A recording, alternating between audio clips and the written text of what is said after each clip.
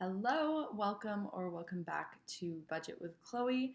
Today I'm going to be budgeting my second paycheck of July, my second of 3 paychecks, as well as a government rebate that I received on the 15th. And so the total of those two things comes to $1,983.03.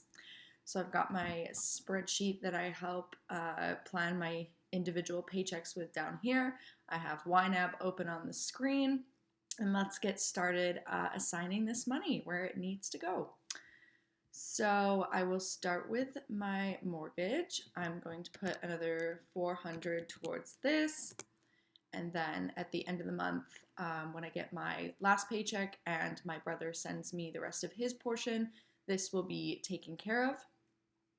It's actually lower than it has been recently because the Government of Canada or the Bank of Canada cut the interest rate last time they announced rates, and so that helped me out with my variable mortgage here. So that was really good news for me. So it's going to be lower this month than it has been. We'll move down to the internet bill, and I will just hit underfunded to fill that up to the bill amount, and then same thing with my phone bill, going to fund that, and as well as Apple Music. So then we will scroll to Peloton, which actually moved up here.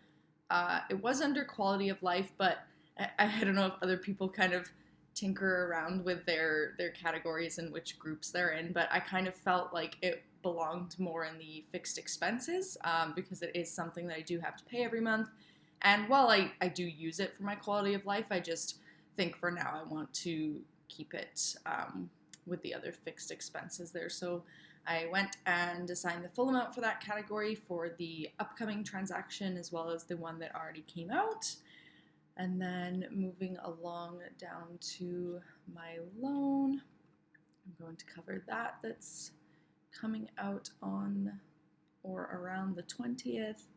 Then unfortunately, unfortunately I will have to pay the bank fee this month just as I drop below the balance that's necessary to avoid the fee. So I think that will only be for a couple of months here, but I will fund that, and then we will go over to variable expenses. We'll start with gas. I am just going to cover this overspending here.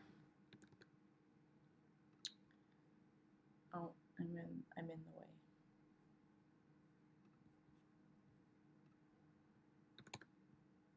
There you go. And then I'll snooze the target. I might need gas before the end of the month, but if that's the case, I'm going to pull it from the next month fund, which I'll be funding with my next paycheck. So I'm not going to worry about that for right now. Groceries, I'm going to add another 200 in there, and that satisfies that target, which is great.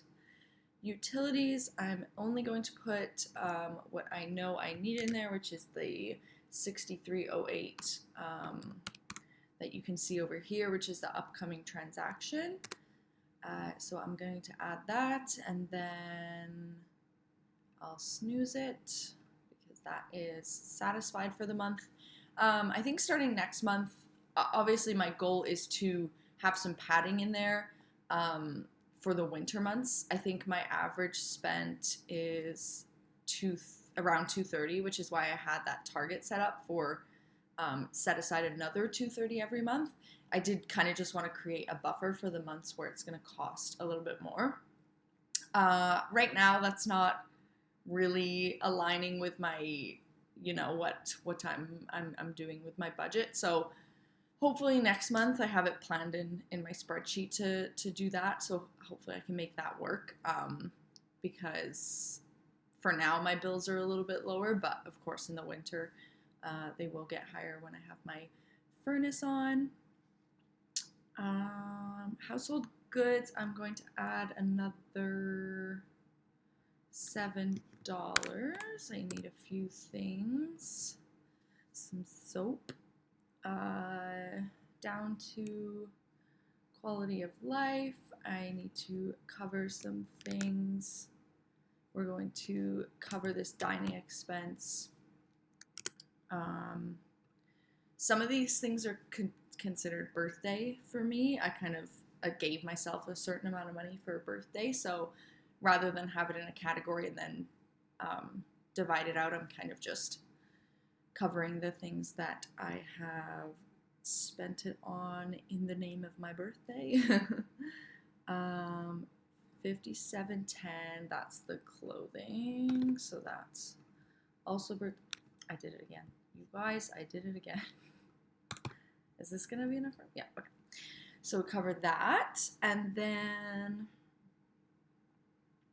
okay, I was planning on covering this. My face is just in the way. Okay.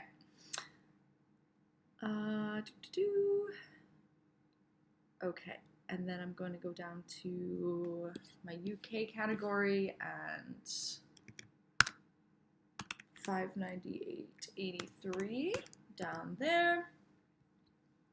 And I'm going to be putting more with my next paycheck. I did adjust the target. If you watched my last video, I had like an overall trip target, but now I've changed it. The flights and hotel are paid out of the way. I just want to bring $1,800, or not bring it, like I want available $1,800 by time we go to spend on food and entertainment. And that's about $200 a day, I think. So that feels more right than having the overall $5,000 target. So with my next paycheck, I'll more than satisfy this month's requirement, and then next month I'll fill in the little bit that's remaining. So, oh my goodness. Excuse me. All right, so we'll go down to sinking funds, or up to sinking funds. We're going to do home insurance, YNAB, that one. I still need to cancel this. I think I have one more box left. Okay, do that. Perfect. We have exactly $100 left. That is what I was planning for. We're going to go up to car maintenance. I've added a target. On average, I spend about $35 on car maintenance. Oil changes, tire changes. I think I even include car washes in here because technically maintaining the car. So I want to start putting that aside and in the future increasing that amount so that it can also cover future car replacement. My car is a 2010, I believe, 2011 maybe, and I take really good care of it, or my dad takes really good care of it. He works in the automotive industry, so he helps me out a lot with that, which is great. Yeah, so eventually I will need to replace my car. And then the last little bit is going back into my emergency fund so I can start replenishing that little by little, step by step, to have a true emergency fund set aside. And that's everything. I will cover my beginning of August expenses with my July 31st paycheck. And yeah, I hope you all have a good day. Bye.